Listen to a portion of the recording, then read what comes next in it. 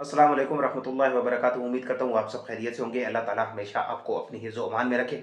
मौसमाइन रोज़े की हालत में ना अक्सर भूख प्यास की वजह से लोग चिड़चिड़ेपन का शिकार हो जाते हैं। घर में, मोहल्ले में, अपने ऑफ़िस में या फिर ट्रैफ़िक में जब ट्रैफ़िक जाम हो जाती है तो कुछ लोग बहुत शोर-शराबा करते हैं, वावेला करते हैं, गाली-गलौज और यहाँ तक कि हाथापाई तक नौबत आ जाती है।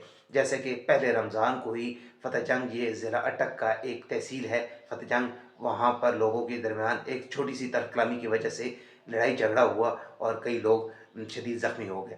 अल्लाह पाक हमें अपनी हिफ़्ज़-ओ-मान में रखे। आज की इस वीडियो में हम यही बात करेंगे कि सब्र को इस्तेमाल करके, ये सब्र जैसी नेमत को इस्तेमाल करके एक इंसान अपने आप को कैसे ताकतवर बना सकता है। अल्लाह ताला कुरान करीम में इरशाद फरमाते हैं कि इन्नल्लाह मअस-साबिरीन, बेशक अल्लाह सब्र करने वालों के साथ है। कुरान पाक में सब्र करने वालों के लिए बेहिसाब अजर की खुशखबरी दी गई है। नबी करीम सल्लल्लाहु अलैहि वसल्लम ने ये फरमाया है कि रमज़ान सब्र का महीना है। नबी पाक सल्लल्लाहु अलैहि वसल्लम ने हमें एक बेहतरीन नुस्खा दिया है कि जब कोई तुमसे झगड़ा करे या तुमको गाली दे तो तुम ये कहो कि मैं रोज़े से हूँ। ये अल्फाज सामने वाले के लिए नहीं है, बल्कि आपके दिमाग के लिए एक पॉज़ बटन है।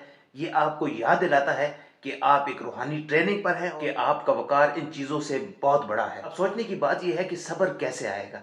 सबसे पहला ये है कि खामोश, जब भी आपको गुस्सा आए तो आप खामोश हो जाएँ। दूसरा ये है कि जगह चेंज कर लें, जब भी आपको गुस्सा आए, अगर आप बैठे हैं तो खड़े हो जाएँ और अगर खड़े हैं तो बैठ जाएँ। तीसरा है कि आप वज़ू करें, जब भी आपको गुस्सा आए आप वज़ू करें।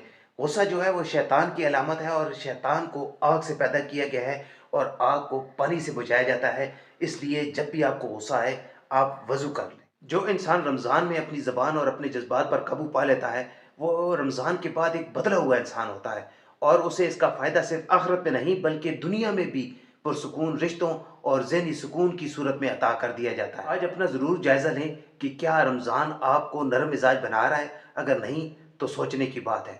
कल की वीडियो में इंशाल्लाह हम कुरान की तिलावत का दुरुस्त मामूल पर बात करेंगे।